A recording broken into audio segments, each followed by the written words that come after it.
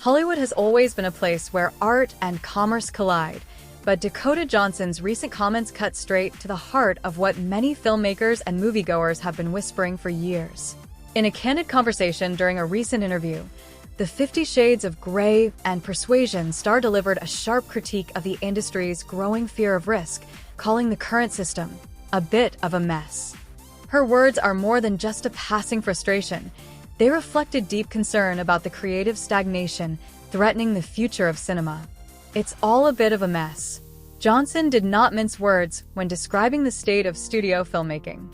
The way decisions are being made now is really frightening, she said, pointing to a process where key creative calls are increasingly made by committees of executives, many of whom, she claims, don't even really watch movies or know anything about them.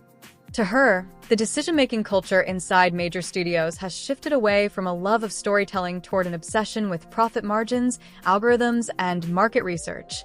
Instead of trusting visionary directors, writers, and actors to shape daring projects, executives frequently rely on data-driven predictions about what will sell. This, Johnson argues, creates a system that rewards the familiar and punishes originality. If something works once, she explained, the instinct now is to just keep remaking it, over and over again. But audiences are smarter than that. They want something fresh, something unexpected. The endless loop of remakes and sequels. Johnson's critique lands at a time when Hollywood's release calendar is dominated by sequels, reboots, and cinematic universes. Major studios increasingly prefer to sink hundreds of millions of dollars into a known brand rather than gamble on an untested idea. From superhero franchises to live-action remakes of animated classics, the safe bet often wins in boardrooms, even as audiences begin to show signs of fatigue. For Johnson, this obsession with recycling old material isn't just uninspired. It's a betrayal of what makes cinema special. Movies are supposed to make you feel something new, she said. They're supposed to challenge you, to surprise you. But when everything is based on formulas and past success, the heart goes missing.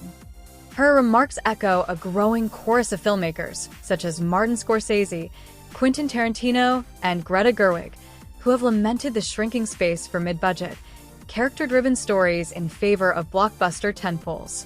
Audiences crave new experiences. Ironically, Johnson believes audiences themselves are far less risk-averse than the studios think.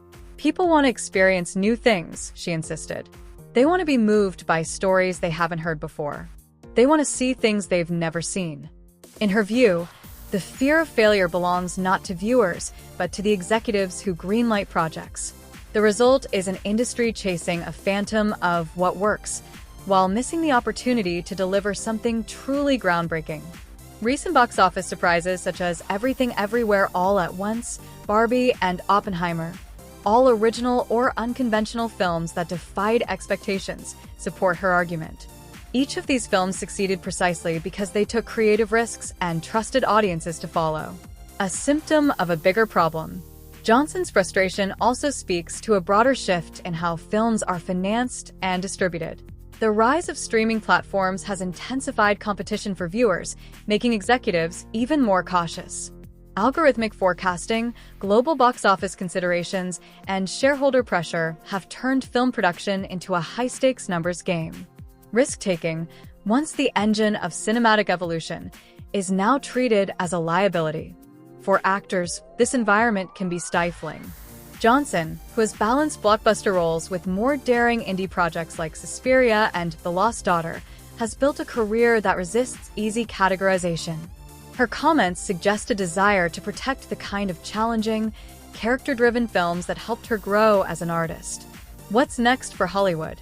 Whether Johnson's remarks will trigger real change is uncertain, but they resonate with a public increasingly vocal about franchise fatigue. The unexpected success of original films and the hunger for unique storytelling point to an opportunity for studios willing to break the mold. Streaming platforms, indie distributors, and international markets are already proving that audiences will embrace innovation if it's offered. For Johnson, the way forward is simple but bold. Trust storytellers, not spreadsheets. Let artists make art, she implied, calling for a return to the days when a single filmmaker's vision could carry a project through development without being diluted by endless revisions and test screenings. A wake-up call from inside the system.